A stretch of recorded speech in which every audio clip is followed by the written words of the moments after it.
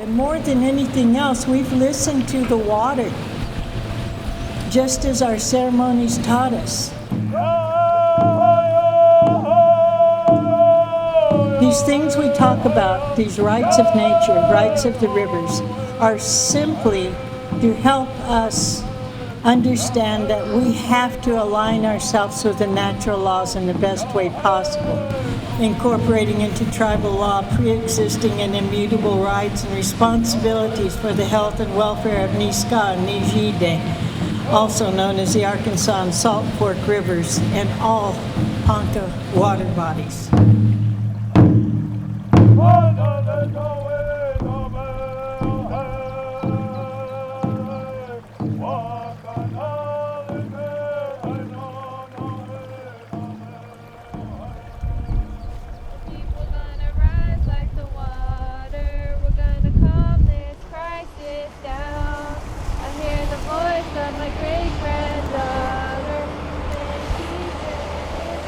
Bureau of Indian Affairs put their will over ours and begin to sign away our lands to Conoco, to Phillips 66, to fracking people, to all of those who don't understand as indigenous people do, that without this water there is no life. They don't think for the generations like ours did. They are killing the lives of their future generations. Help them to become human again. If we do not own the freshness of the air and the sparkle of the water, how can you buy them from us?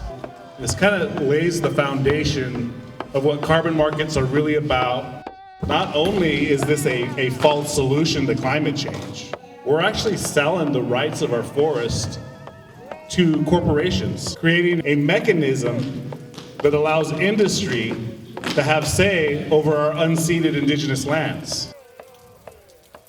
Every single one of those drops of water was here since time immemorial.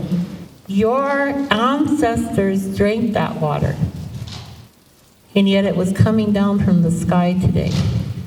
Every time you pray with water, every time you drink water, think about what our future generations are going to be. Pray for my sisters, for each of them hold this sacred water within them. May they always be protected. May we find our sisters and may they come home one day. The water and the women are our life givers. Women often are under attack.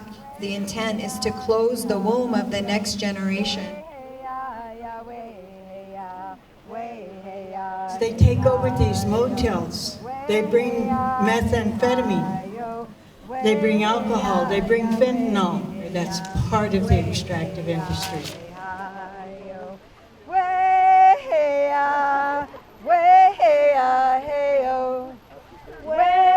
This is all a fundamental result of colonization, taking of the land, trafficking of the people, the sickness of drugs, substance abuse. When we were forcibly removed from our home in Nebraska, these two rivers were the reasons that the Ponca were guided to make the journey to this place, not because we chose to, but because there was bullets and bayonets and soldiers at our backs.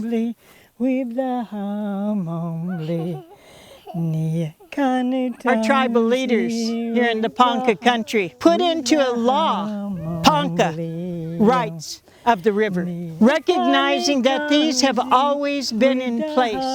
It isn't about just a law. It isn't about just changing something in a courtroom. It's about changing the entire culture to follow indigenous leadership of how do we live with the earth in balance. I'm just really grateful to be here to reconnect with other women, with other leaders that are doing this work of rematriation. It makes me really think about what else can I do to ensure the safety and the cleanliness of her. I love the water. I love the water so much. And I know she loves me back. Sacred waters, we come to you today. We thank you beyond anything that our hearts can express. for the life that you've given us. We pray for our Mother Earth and our Father Sky, that they won't have to continue to suffer as you have, sacred water. Maybe across the river where those mines are being dug, our Earth Mother might be crying. We ask that her tears join our tears today. Tears for the loss of the original ways of the original peoples of this land.